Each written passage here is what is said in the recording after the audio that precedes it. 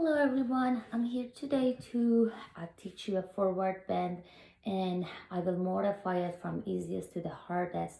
Easiest will be just the simple regular forward bend that we normally do in any yoga classes, and the hardest will be adding the half lotus posture to my knees, which we'll call it half lotus forward bend.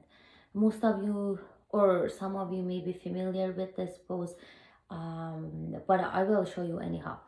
And as I mentioned before, make sure any yoga postures or any kind of exercise you're practicing that adds some benefit to your body, that brings additional energy, additional gains to your bodies. Other than that, you're hurting your body. Yoga is all about healing. Yoga is all about letting go. Other than that, like, yoga is just a nice picture. What you need in this pose, a block. If you don't have block handy, get a box, a thick book, anything that you can have your body's weight on it. It's not necessary has to be a block. And you need strap. If you don't have a strap, use belt, use any kind of band or strap you have at home, but make sure it's not elastic. It's not it's not elastic, and make sure it can handle your body's weight on. And how do we start? In any seated posture, to protect your lower back muscles, which is more, it's like so important, you have to make sure you have full connection with your hips and glutes with the mat on. Then flush out sit bones from underneath your hips. Make sure it's fully connected to your mat. Then sit tall.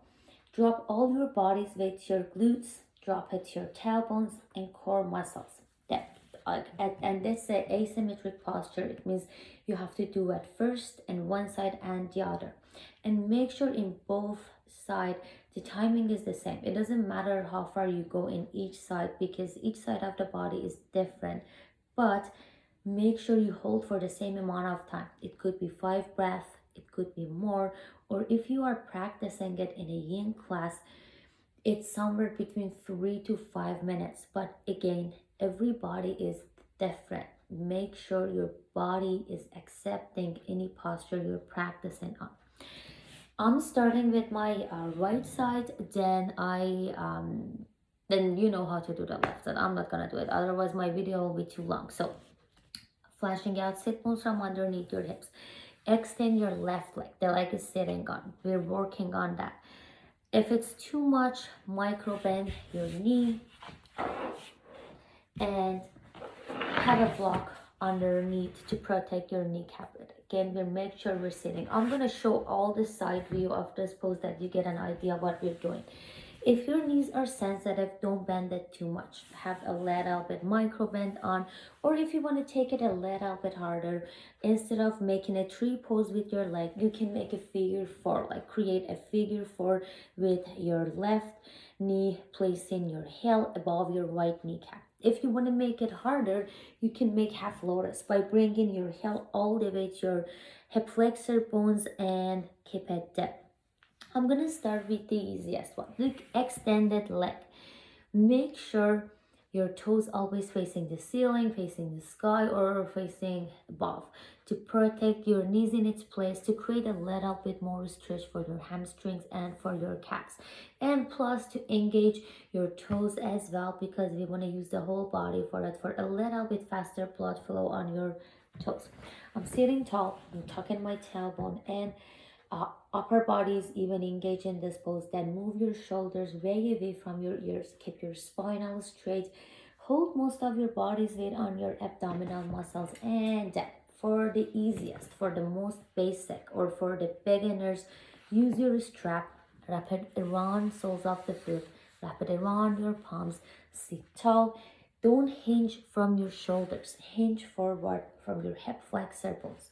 Activate your core muscles, and slowly, gently, with the control of your breath, slowly move forward. If you have high or low blood pressure, don't drop your head down. Keep your chin above the body. Move with your spinal. Move your shoulders and ears away from each other. If you're good, move with your head as well. Bring your gaze down and go further. And position of your arms could be on palms, could be on a mat, could be on your quads, on your shins, or grabbing your big toes. I'm showing you the side view. Don't, like, there will be a micro bend on your spinal anyhow, but don't bend your spinal. Keep it as straight as you can. Move with the cervical, with your core set, and hinge forward. You holding it between 5 breaths or more. Don't hold it less than 5, like your body needs time to adjust in this pose. Then if you want to add half lotus legs to it, as I told you, you're going to bring your left heel to your right hip flexor bones. Keep it there. Again, you can use your strap. This time you're going to wrap it around your left toes, bring it back, and hold it with the opposite arm. Then slowly you're going to hinge forward, grab your toes. If you're a little bit more flexible, if you're advanced in this pose, you can, instead of using strap, use your arms. It's the same side. Like if you're bending your left knees, you're going to use your left arm as well. Sit tall, wrap your palms around your toes, keep your spine straight, hinging forward through your hip flexor bones, and slowly move forward. Your whole body is engaged in this pose.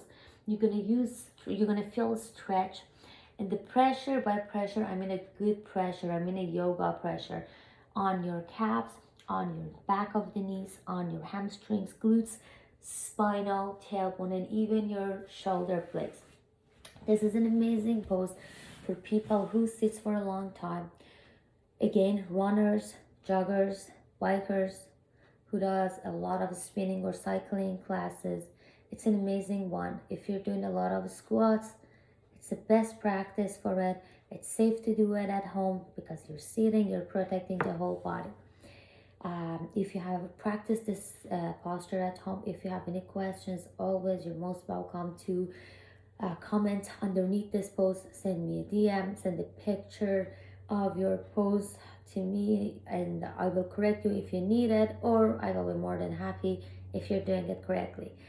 Thanks a lot for watching it. I'll be back.